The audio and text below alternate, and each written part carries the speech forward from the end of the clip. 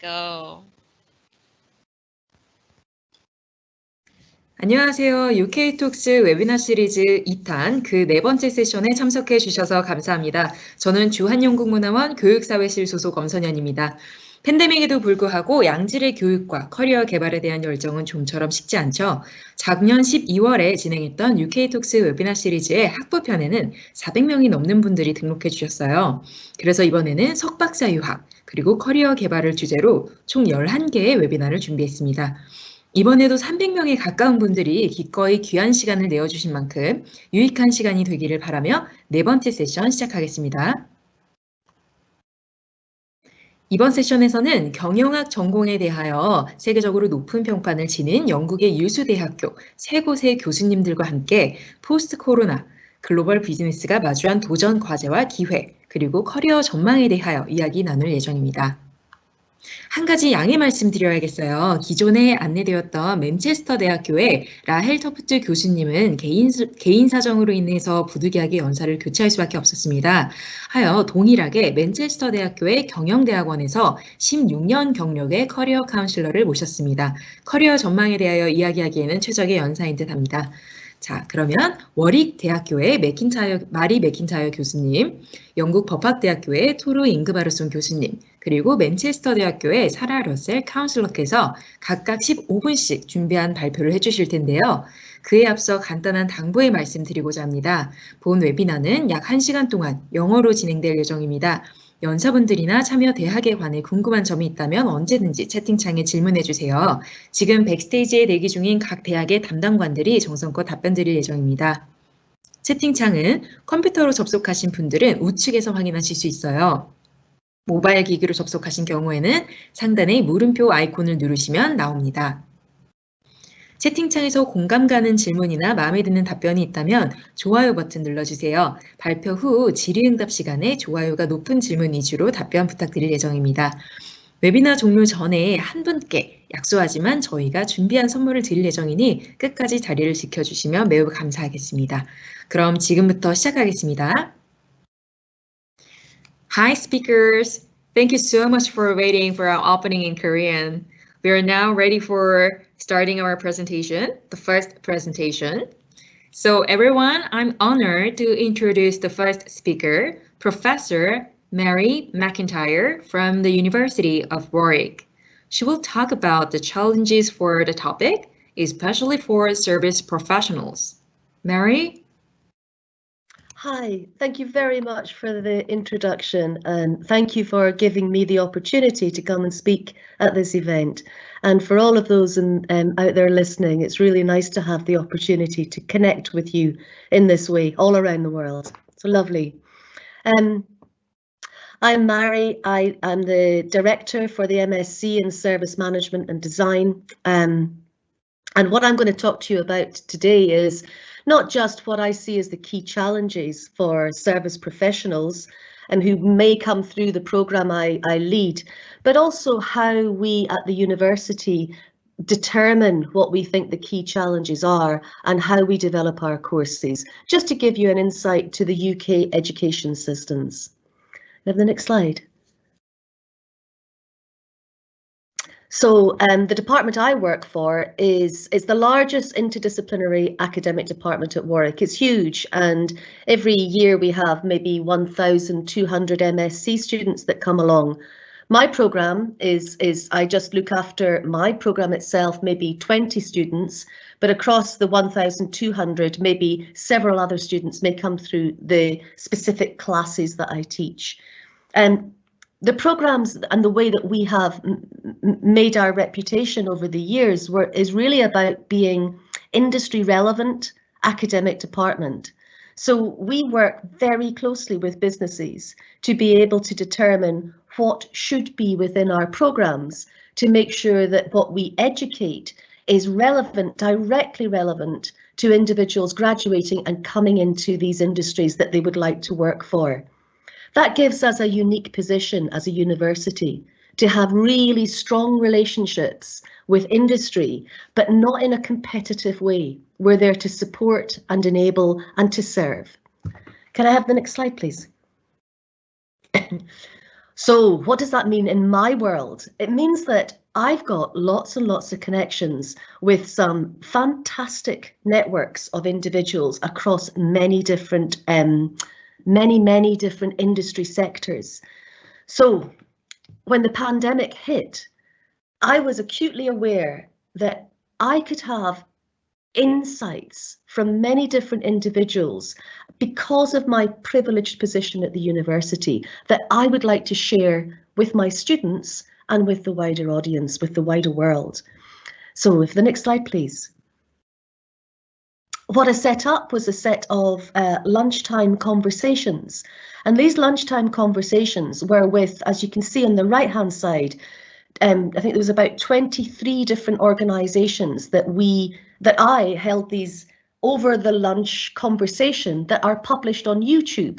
So our Warwick community could see it, the wider community could see it, and actually those just interested in what would somebody from Babcock think about the pandemic and the challenges that COVID have presented them. What would somebody from Rolls-Royce think? What would somebody from Travelport think? What would somebody from Tactical Tech? So all these different organisations I held these sort of 20-minute conversations with just to get an insight, not a formal position, just an insight that you are privileged to get if you come to university courses in the UK. So I'm not alone. Many of my colleagues and peers that you'll hear from even today will talk about how they have close relationships with industry and they ask the industry to come in and speak on their programmes. And that's important to keep our education relevant. So next slide, please. So then I was in a position where the first term in Warwick, we were then asked to work with our students online and to work with our students maybe with more formative meetings and more just catching up, because we didn't have the opportunity to meet in the classroom and for students to make their own friendship groups. We worked a little bit harder to work together with the students in an educational way, but an informal way.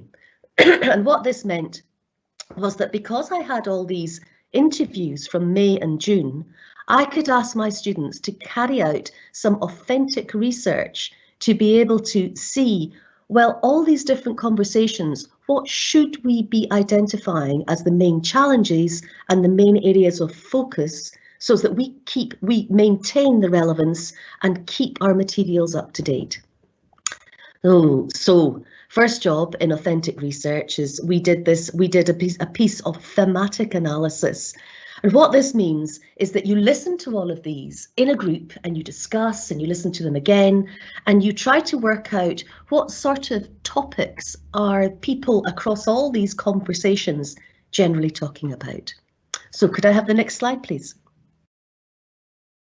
I won't stay on this slide for long, but it did give an opportunity to get some really detailed, focused research and interrogation of these different conversations to see, even from maybe from a charity sector right the way across to Rolls-Royce, were there similar challenges that were affecting service professionals, because my network is made up of service experts.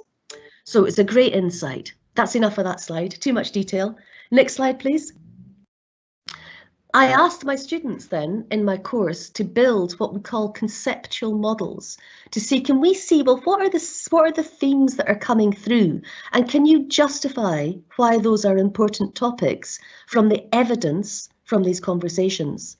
So stuff like resilience, human interaction, this idea of the new normal, technology, a green future. All these topics were talked about by all of these individuals when asked what did they think was important.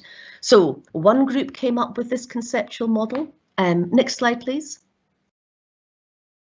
Another group came up with a conceptual model that, again, it's not exactly the same.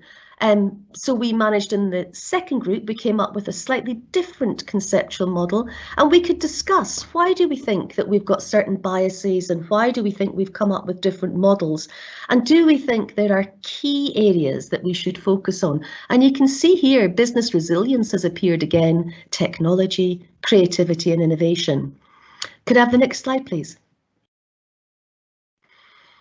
They had other ways of modelling it. So can we look at different relationships and how we can see certain cases? Can we analyse those cases where we can look and understand what do we think the main issues are? So this was for technology. Next slide, please. We'll see the same thing happened again for the green agenda, where the students just had suggestions of how they felt the main issues connected with each other. So the first term, all this activity of thematic analysis, of building these models, of analysing it, of critiquing their own confidence in their results, all this stuff is excellent critical thinking. And this is what, at a university, we aspire to develop within our students, so that when you go on to your professional life, yes, you deliver, yes, you get great results, but you are in a position where you can have an informed opinion and critically think about opportunities before taking actions. So we have the next slide, please. For this group of students, this led to, on the right-hand side, there's a lovely poster. You can see those little models sort of in the middle that the students had developed, and then there's an area there that highlights the key themes, and this poster is submitted to an international conference and hopefully will be presented in Beijing in October this year. And on the left-hand side, a report and papers were published. Can I have the next slide, please? The students also had the opportunity to write reflective blogs on the experience and publish them. And again, the right-hand side, that you can see that there are various abstracts and conference submissions and published papers. And when you publish a paper, you keep that on your CV for your career. You know, getting a publication is a good thing. So the students did really well to do this. But this was, I think, what I want you to take from this is that education in the UK, necessarily, we prize ourselves and we aspire to be industrially relevant. We have close ties with industry. And now what I can do with this is I can take this back to all my network of people and I can share with them the findings that maybe some of you as students would create and be able to influence the practice that happens in this professional network. May I have the next slide, please? So big questions. What were the key challenges? What is the answer? You know, and again, at a university and at this level, I can't tell you black or white, what's right or what's wrong. All I can tell you is confidence in certain key themes that we felt came through. So what were they? May I have the next slide, please? I guess maybe in 4 significant areas, and the implications this has for me is that as a course director, I will look at the research that is emerging in these 4 areas, and I will include that within my educational provision within our masters. So this year's students have helped inform the course itself as it develops, as well as informing back out to the professional community. Resilience is a huge area that has emerged with huge significance after the pandemic and during the pandemic. So how do we understand resilience? What is resilience? People use the language often, and it's your ability to handle shock.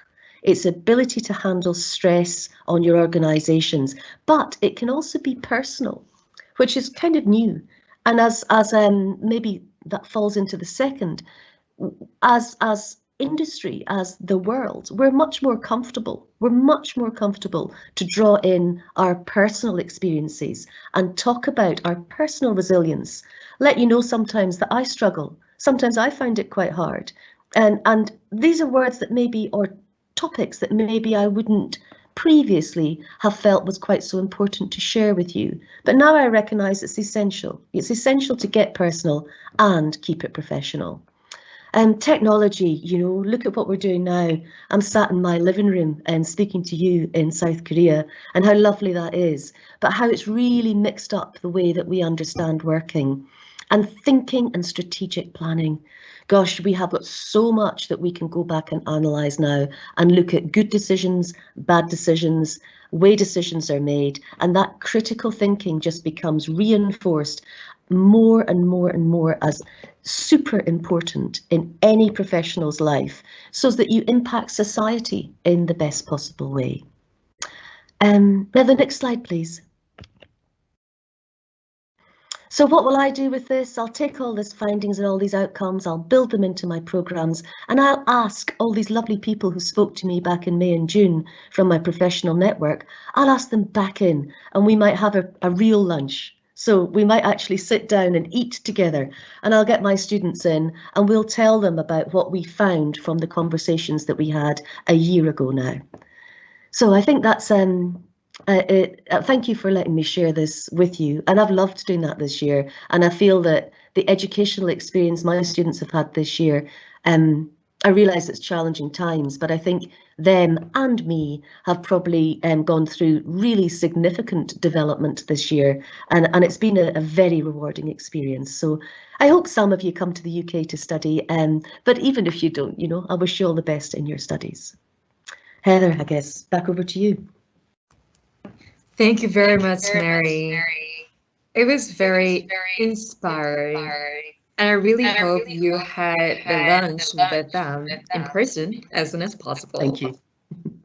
All right, let me introduce our next speaker, Professor Thor Ingvarsson from the University of Law. He will talk more about the opportunities for the topic. Thor? Yes, thank you. Yes, so thank you for allowing me and greeting me here at this event. I really appreciate the opportunity, like Mary, to talk to you about kind of what we see and how we kind of perceive things. So I'm the postgraduate programs director for programs delivered in the UK within the Business School of University of Law.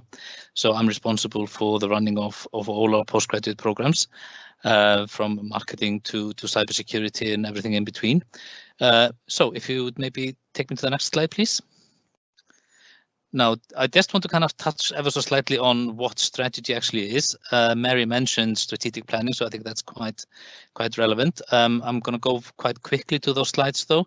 We're going to be talking about Mintzberg 5 definitions and where they kind of fit, where these strategies fit into the structure of companies. Very important aspect is intended versus realized strategies, because as Mary also mentioned, we find ourselves in crisis, and at that time, sometimes strategies find their way out the window and companies have to kind of reshuffle things. And I'll be looking at some comments and thoughts from kind of great thinkers from INSEAD, from McKinsey, from PricewaterhouseCoopers and Accenture, which are all large international consultancy companies. So next slide, please. So if we look at strategy, people can really define strategies in very different ways. Some might say that it's kind of a long-term goals. Others look at it as a stream of decisions. Sometimes it's simply the direction in which the company has been following for a while, and that kind of becomes therefore the adopted strategy. Or it's an integrated kind of collection of actions that the company has taken over a period of time. So there are many different ways to look at strategies, and there's no one single truth there. Next slide, please. So, but strategies have some kind of core elements, if you like, or characteristics. They're usually long-term, although today it's kind of debatable how long-term strategies can be, or indeed how they should be. And if you look at strategy literature, long-term is kind of slowly kind of pushing its way out, because we never quite know how things are going to progress, because actually we find we live in a very fast-paced environment. The only thing constant in today's environment is actually change. You know that things are going to change. There are technology changes quite quickly, happen quite quickly, and situations and economies impact one another even more than they did 20, 30, 40 years ago, because we have far more international reach now than we did before. So companies, even small companies, are impacted by things that happen thousands and thousands and thousands of miles away, because it forms part of their supply chain. So strategy also involves some planning, because we're trying to plan for the future. We're trying to plan for things that we don't quite know are going to happen in a way. And I sometimes say that at universities today, we are preparing you as students or prospective students, we are preparing you for jobs we don't know now that will exist in 4, 5, 6 years time. And I sometimes say to my students, if you think back maybe 15 years, 10, 15 years, nobody knew what an app developer was, what a mobile app was. And now that's old rage. Going back even slightly further, 20, 25 years, the internet wasn't really what it is today. We didn't have internet.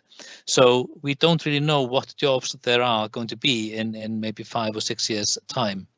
Another thing strategy do is they kind of hone in on the distinctiveness of the company, or rather companies trying to use strategies to kind of get this distinctiveness through, kind of what is their unique selling point, if you like, what is their core unique resource and capability. And they are usually around some big decisions that companies have to make.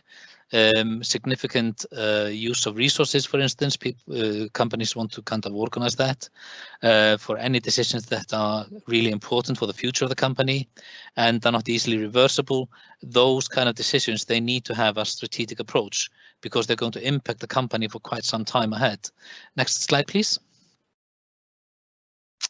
So Mintzberg talks about 5 different ways of looking at strategies. There can be a pattern, kind of consistency of conduct. There can be a plan. You kind of decide, this is what I'm going to do for the next foreseeable future.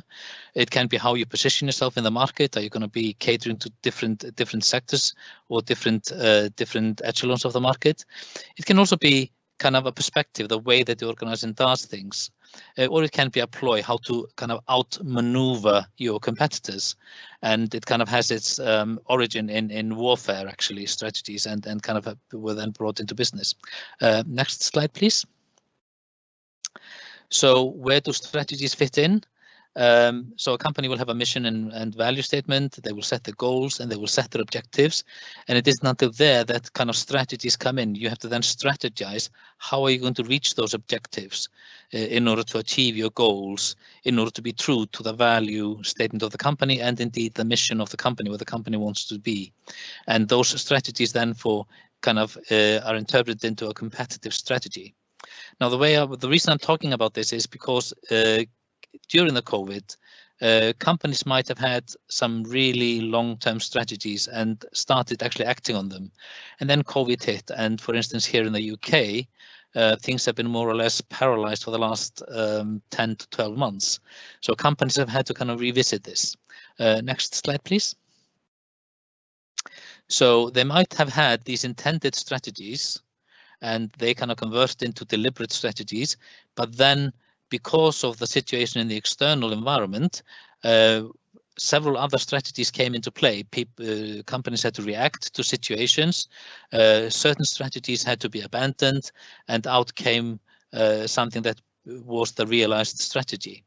And this is what companies have to do. And if they don't do this, if they don't adapt, they will have what is referred to as a strategic drift. They will slowly move away from where they really should be, and they lose track of their market. And several companies have sometimes lost their way.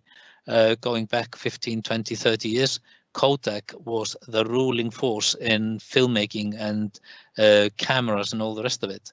But because they didn't quite believe in the digital transformation that was happening when digital cameras were being made, they even had it in the research and development teams, but they abandoned it and they lost their market position. So if companies do not look into these emerging strategies and react to them, they will find themselves in very deep waters, which kind of brings us kind of to the COVID situation. Companies had to react, and if they didn't, they are obviously no longer players in the market. Next slide, please. So it's all about choices and change, really. So companies, they will have a choice between certain options. And therefore, much of enforcing strategy is about making decisions, strategic choices, and how those decisions are then going to be implemented effectively, and that is kind of what brings about the strategic change. So it kind of evolves around the long-term direction of the company, or at least as long-term as you can plan. It's about the scope the organization wants to take and needs to take in terms of their activities. It is really about gaining advantage. It's all about trying to place yourself in a good way in terms of your customer, but also in terms of your competitors. And it is strategies is also a reaction to the change in the business environment. And you do that by building on the resources and the competencies that you have, your capabilities. And it kind of have to kind of take into account, obviously, your stakeholders. And therefore, it's quite complex. It's made in an area or in an era of uncertainty, and it will operate. It will affect operational decisions. But because of all these complications and kind of the vast impact that strategy decisions have, it needs to therefore be an integrated approach. It needs to take into account the internal situation of the company, but also the external environment. And you need to decide which stakeholders are you really going to address.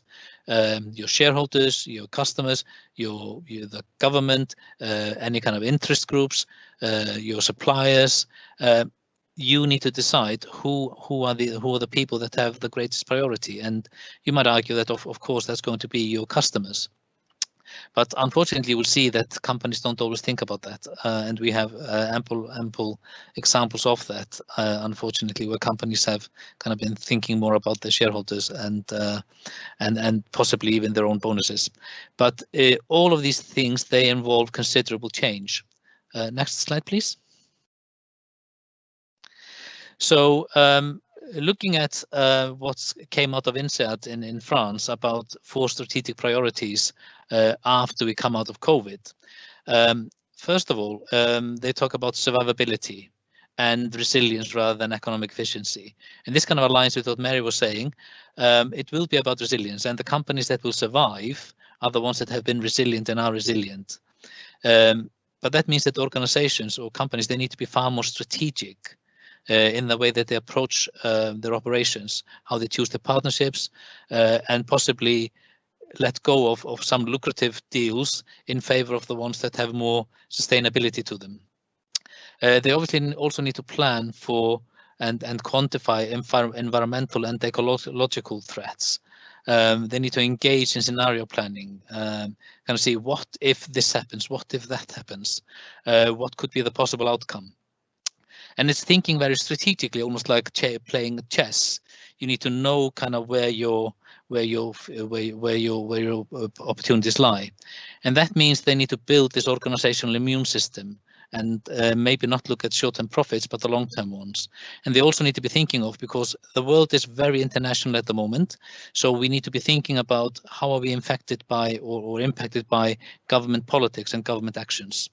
Next slide, please.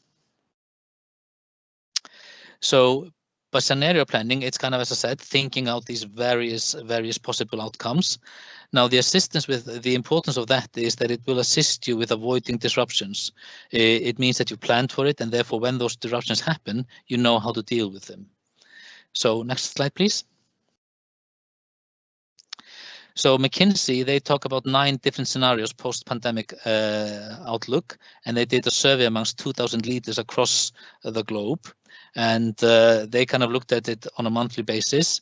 And in October, back in October, this group of people was somewhat less positive about improved economic conditions than the group was in September. And this has kind of been slowly changing over the months. But if we look at actually what the outcome was, when you go to the next slide, please. And if you click again, the circle is going to be drawn there around the, this is the scenario that most leaders thought was going to be. And if you look at the shape of the curve there, people were quite positive. Whereas if you click again, you will see that click again, this one is where the UK leaders thought. So if you compare these 2 pictures, you can see that the UK leaders were somewhat less optimistic than the general leaders were among the world. Now, this may possibly have been impacted by the Britain's, the UK exit from the EU, so they're expecting a greater economic impact. And obviously with COVID, things are not looking very good, and this kind of all compels each other. Next one, please. So if we look at what PricewaterhouseCoopers talks about in terms of priorities for post-COVID, is realigning cost structures. So you have to think about your costs, digital transformation, and we're looking at that now. We're interacting digitally, so that is kind of what is important. Companies need to be looking at and foster new revenue streams and make sure that the organization is maximizing opportunities, and they need to upskill their workforce to make sure that they can take on board this transformation, this digital transformation, and they need to improve the way that they use their investments. Next slide, please. If we look at the human factor, and this is from Accenture, we are obviously, there's going to be a huge unparalleled disruption to the workforce, and we see that there's a lot of there's going to be an increase in unemployment. There is a need for reskilling staff, and people will find that themselves. They might need to change jobs, and they're expecting, for instance, here in the UK, that unemployment will go up to 7.7%. In London, I heard on the news this morning, they're anticipating even 9%. So there is obviously this shift from people kind of between careers, but also people are kind of moving more towards working from home, which has certain challenges and obviously benefits as well. So companies are having to kind of respond to that, as well as change in consumer behavior, because consumers have changed their buying behaviors as well. Next slide, please. So here are just a few examples that I'm going to end up with. So we've got growth in online commerce, and the opportunities there is obviously greater customer reach, because you're going to reach beyond the people that kind of dropped into your company or saw your company by happenstance. That might lead to possible increase in sale and reduced need for kind of traditional brick and mortar outlets. But that also gives opportunity and rise to courier services. Now, the challenges there is obviously development of this online presence, because companies that might not have had any emphasis on that are needing to think of that. So there's going to be a new and different customer relationships there, and people kind of need to kind of manipulate. People are actually using these return policies, so you need to kind of react to that. There's going to be change in working arrangements because people are working more from home. So there's need for less office space, which is going to affect real estate. But the complications there is you're managing virtual teams. So you need to both upskill your staff and upskill your manager how to manage teams that are remotely. And you also need to make sure that you got secure access to your data, to your central systems. So that brings about cybersecurity and issues around that. So there's going to be an increased demand for experts in that field. There's going to be a need for remote secure access. And many companies will probably find that their secure systems are not secure enough, and they may need to kind of update their hardware. Next slide, please. So what is important? Obviously, they need to develop the strategies and take all these things on board. The external environment is kind of continuously throwing curveballs at companies. We had the financial crisis in 2008. We've got natural disasters. We've got volcanic eruptions that may ground entire airlines. And we're having an eruption, for instance, in Iceland, quite close to the international airport there. And if that turns out to be quite substantive, that might have ash clouds that are going to impact flights over to America. Less of an issue now in terms of pandemic, but that is the latest crisis we have. It's the COVID-19 pandemic, which is reverberating and is going to reverberate into economies for years to come. Now, the only wrong thing to do is to do nothing, to stick your hands in the sand like the ostrich. Although I think the ostrich is being unduly claimed that I think they were actually looking for something in the sand. They're not doing that because they're scared, but we kind of use that terminology. So don't stick your hand in the sand. Keep it up there, see what the opportunities are and how we can react to them in this changed world. Next slide, please. And I think that's the end. Thank you. Thank you very much, Thor, for sharing useful knowledges. And now we have our last speaker, Sarah Russell from University of Manchester. She will talk about the career prospect for the topic. Sarah? Thank you. Yes, so I'm Sarah Russell. I'm from the Alliance Manchester Business School, and as we say, we're going to think about what skills are desired in this kind of post-COVID world that we're potentially going into. So next slide. Sorry, next. Thank you. That's great. So just a little bit of background about myself. So I am a senior careers consultant within the Alliance Manchester Business School. I predominantly work, or my team predominantly work with postgraduate master's students, and these are the range of MSc programs that we work with: accounting, international business, business analysis, operations, marketing, human resources, organisational psychology, just to name a few, really. So there's quite a lot of diverse knowledge that we're looking at within Alliance Manchester Business School. Next slide, please. But what I want to talk about now is really thinking about this changing world, and I think Marie and Thor have kind of alluded to this very, very well. And thinking about what employers are going to be looking for potentially from you guys in the future, and what that means for the world of work. So, initially I was going to put here a changed world, but actually it's changing, and it's changing rapidly, and there's nothing that's kind of saying this is going to slow down at the moment in terms of the vast amount of change that we're seeing in the business world. So just as a little bit of a kind of understanding, from a CIPD survey that was done in September in UK, pre-COVID, about 15% of employers had more than half of their workforce working at home, and about 35% offered some form of home working, whether that, flexible working. The expectation is, in the post-COVID world, that 40% will have half of their workforce working from home, and about 63% will offer some form of home working. So, you can definitely see there's a significant shift in the way that the world is working. Looking at this volatile, uncertain, complex, and ambiguous world that we are in, and you as professionals going into your starting out on your career journey, you've got to be prepared for that. There's going to be this hybrid way of working. Not all of it. Some people will have to work on site, but actually there is going to be this hybrid way of working. This, some working from home, some working from on site.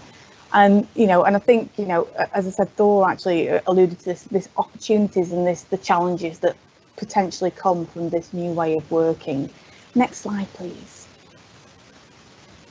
Thank you. So thinking about the skills that employers want, employers could ask for anything, and obviously it depends on what sector you're going into and what sort of role. But ultimately, there will be a set of skills that they're potentially looking for in each of their candidates. Now, this was from a McKinsey survey that they did. What skills do employers need? This was in 2020. Certainly operating in a fully digital environment. Not just can you work Zoom, but can you do everything digitally? Can you learn very quickly in that digital environment? They're looking for enhanced problem solving, creativity and innovation skills. So, those people that can look at something and find solutions. Yeah. They're looking for autonomy. Can you just get on with it? Can you pick up something and not have to have your hand held? You can work on something, whether it's in a team or whether it's on your own, but you've got that level of autonomy. They're looking for those social skills and emotional intelligence that cultivate relationships at a distance. This remote working, it raises that level of having to build these relationships when you're doing it via Zoom, or via a team or whatever it would be. It just raises that difficulty level just that little bit more. So can you do that? And adaptability and resilience. Now, according to a corporate recruiter survey by EFMD, which was in September, they're also looking for these strong communication skills, leadership skills, strategic thinking, which Mary alluded to, understanding complex business environments and being able to hit the ground running. They don't want to be able to hold your hand. They want you to go, yep, give me something. I can do this. Yeah. Next slide, please. So thinking about graduate education, and in your next stage, if you are interested in going for an MSc or some sort of graduate skill program within the UK. Again, looking at this corporate recruiter survey, there was one particular one which was a Fortune 100 tech company. It didn't say who it was, but this was the quote that they gave. Candidates with graduate management education tend to have greater ability to analyse problems, define strategies, and communicate with peers and superiors. So you can see, being able to have that graduate education, that graduate experience, or an MSc experience, gives you a whole lot of additional skills than just the knowledge that you're going to be gaining. Yeah, so there's additional skills that are absolutely fundamental to what employers are wanting. Okay, and this is what they were, describing that they see candidates from graduate programs being able to demonstrate. So a breadth of business knowledge, being results driven, able to navigate that tech disruption, demonstrating that ability to kind of grow and learn, dealing with ambiguity. It certainly has been a year for that. Strong analytical skills, and I always say to my students whenever I meet them, if you finish your MSc and you've not got analytical skills, I'd be surprised, because this is really, really fundamental to it. Leadership and communication skills. And all those employers, 87% had confidence that business skills as a whole were able to prepare that future managerial talent. Next slide, please. Okay, so I kind of gave you a little bit of background there and a little bit of what employers are looking for in this post-COVID world. They will be looking for all sorts of things. What I want to give you actually is some action points for you to take away and think about, and think about how you're going to kind of implement these. So when people apply for job roles, they tend to start right at the bottom of here under that My Stories, and they'll send the CV off. Okay. Actually, there's some steps before that you need to be able to prepare yourself. So, thinking of that, as Thor was saying, thinking what's your objective, what's your strategy for getting there, what's your job search strategy. So actually, before you even start doing your CV, you need to understand what are your strengths and what can you offer the job market, and is there any areas for development. You want to be thinking about the career path sector that you're going into. So do you understand it? Do you understand what they're looking for? Have you done some research into it? And I completely understand that some of you might not really have a clue as to what career they want to go into. You've just got some idea that you really enjoy this particular subject or topic, and I really want to develop my knowledge in that. And that's absolutely fine. But again, if you are thinking about that, think about what will that MSc give you? What will that program of study give you? So, and what will that mean to employers? So if you can understand what employers are looking for, understand kind of the knowledge that they're looking for, and the areas that might interest you. So rather than kind of going, right, I want to do an MSc and then I'll figure out what I'm going to do afterwards, try and think where that MSc might take you, and is that going to be of interest to you? Next slide, please. So just to kind of, as I said, I wanted to give you some action points. So the first thing I would say is do a skills analysis. Yeah, if you want to stand out in a highly competitive market, you need to be able to understand what you can provide to a potential employer. Okay, so think about what skills are required for the chosen career, and potentially what's knowledge. You're going to be coming on to an MSc, you're going to be gaining a whole lot of knowledge, amazing, insightful stuff, models, theories, all these sorts of things. But you're also going to be gaining these skills that are going to be useful as well. So what's required in that chosen career? What do you already have? Where's the evidence for the skills that you already have? And what do you need to develop? And also, how is your studies, how is your program that you're potentially going to go on to, how is it going to develop those? So really have a think about, right, if I need to get better leadership skills, how can I use my MSc study that I'm going to go into to develop that? And just there at the bottom, you can see a little bit of a skills analysis form that we have. So you might write all of these skills down and then rate yourself 1 to 4 maybe. So 1, no experience, I've never done this before, I don't know what I'm doing, I really need to develop it. Or you might go right up to 4, go, yeah, I'm really confident in doing this, I use this all the time, you know, and I can absolutely prove, I've got this evidence and I can prove where that comes in. Okay, next slide please. Okay, so once you've looked at your skills, you've thought, yes, these are skills I've got and these are the skills I need to develop.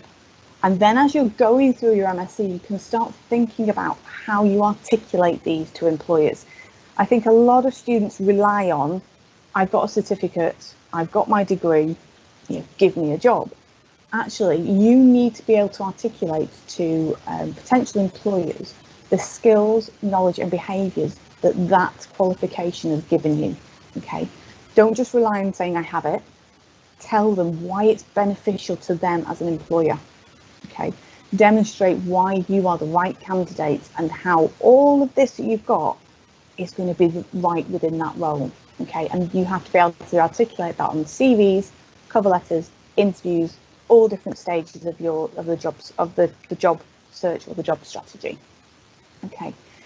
And again, I thought I'd give you a little bit of something to take away. So you've got your skills analysis to do, but also thinking about evidencing these stories.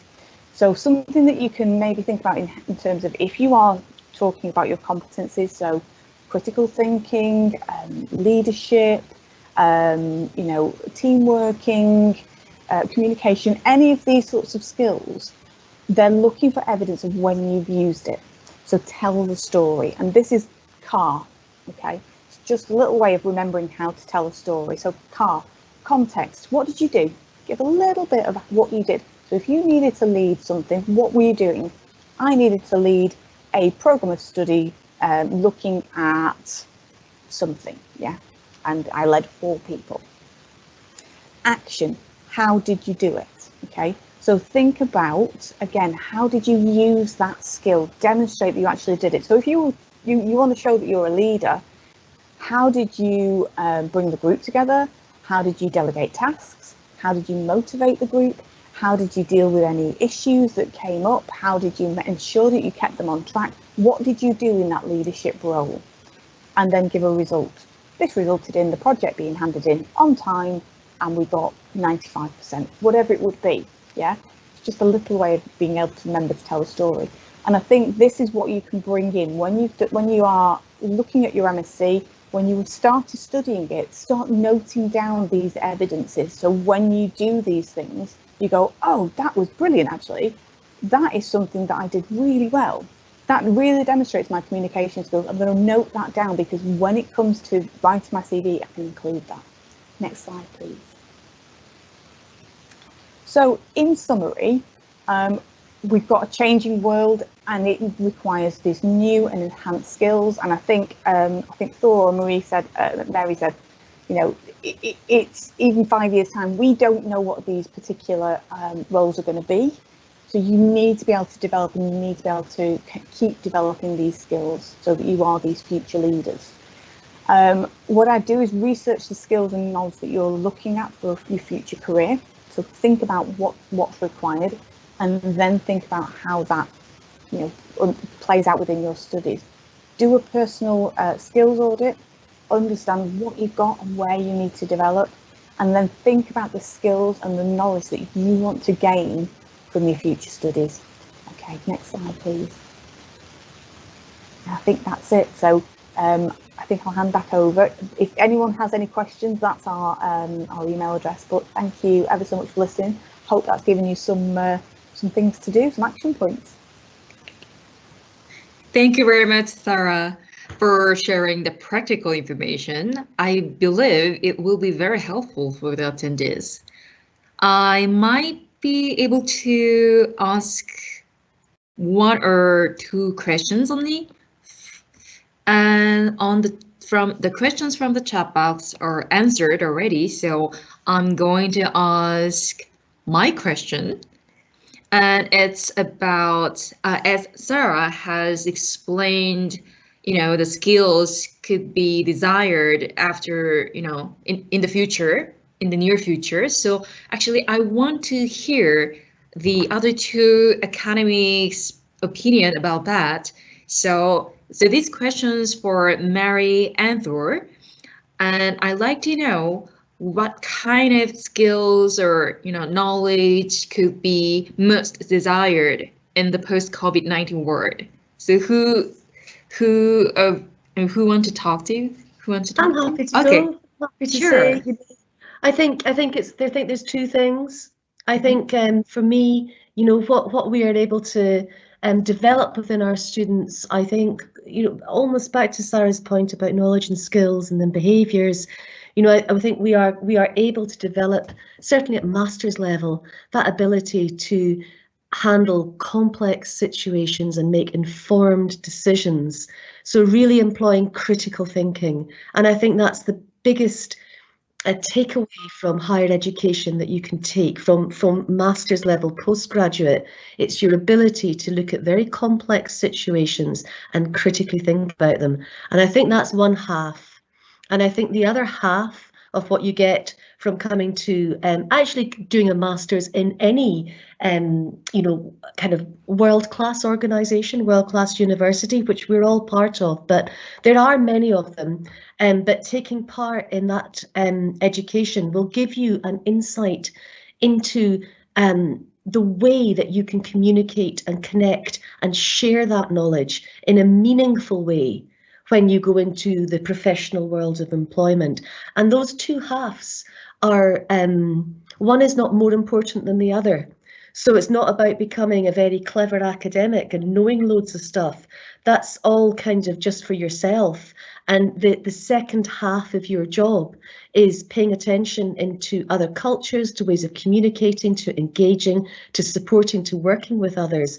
And all of that comes through the way that we deliver our courses, the type of speakers we get in, what we expect of our students to bring into the classroom. And over the course of the education, those skills will be developed. So I think it's an answer with two parts. It's this ability to critically think and take on complex problems, coupled with the ability to enact it, to make a difference, to be able to engage and to be meaningful. Yeah, I mean, if I go next, I agree with that. I think in a way, yes, it is really about how to think critically and how to kind of maintain your curiosity and possibly even doubt, because I mean, my most enjoyable classes are where the students don't necessarily take what I say as the holy gospel, but they actually challenge me, and they have different experiences, they've got different views, and bring that to the classroom and are critical about what is actually being delivered in the classroom. I think the most challenging thing is, or what I think we're doing in a degree is, yes, teaching you how to think critically, but we're also kind of getting you to understand that once you leave, you're in the starting blocks of becoming the specialist in the field that you've chosen as the focus of your degree, your master's degree or your MBA. It's then up to you, and it needs to be up to you, and it needs to be done by you to then kind of learn how to acquire knowledge, how to disseminate knowledge, how to mainstream it, how to kind of maintain that kind of self-education once you leave the university with your degree. Because there is nothing more dangerous than thinking when you come out of university that now you know everything and you can just go out and be the expert. You can't. All that we've provided you with is the ability to seek further knowledge, to teach you how to acquire that knowledge, how to analyze it, and how to kind of use it. So being critical, and as I said in my talk, I mean, we are preparing you for jobs we don't know are going to exist in 5 years' time. We don't know where the market is going. We can only kind of anticipate to kind of see the direction is going there, but things change very, very quickly. Technology develops very, very quickly, and you come out of university with a master's degree with the kind of the drive, hopefully, to keep on adding to that knowledge, to kind of build yourselves up as expertise in whatever field it is. And I found Sarah's talk very, very interesting. which was about the ability to kind of discover who you are. What is your brand? How do you want to be perceived by the market? How do you, because we see ourselves in a certain way, but people around us see us differently, and employers see us differently. So when we go for interviews, how do we want them to perceive us? And that is very important. This is kind of almost like in marketing terms, it's kind of what is going to be your brand? Who are you going to be?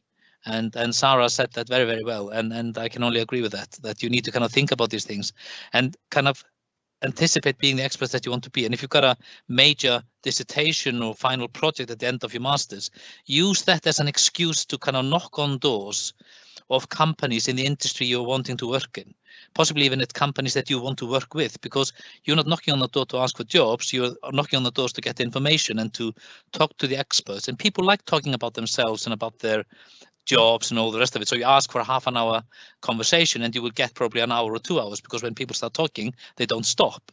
So once you've then done your job, you've done your dissertation, you can then knock on the door again and say, well, here's my finished work. Do you want to read it? Are there any openings? If there are any openings in the company, I would love to come and work for you. And I think I will say to my students, use that as an excuse, use it as a springboard into the company or into the industry you're wanting to work in, because you can then use it more effectively. Done. Oh. Heather, you're on mute.